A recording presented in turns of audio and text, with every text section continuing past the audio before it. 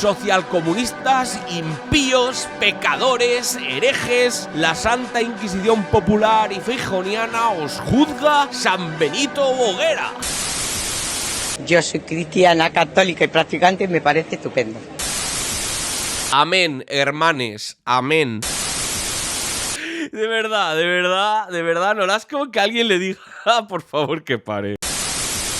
Seguro que estáis muy contentos de ser de Zaragoza, ¿a que sí? Pues que sepáis que con los planes de atracción de nómadas digitales que tengo, no vais a poder pagar un alquiler en vuestra puta vida en Zaragoza. Hay el inconsciente de esta gente que ve una pared y se piensa que está hecha para un paredor y pegar tiros. En su imparable camino por ser de todo menos presidente de Aragón, tras el éxito del coaching tarino, ahora coaching porquero.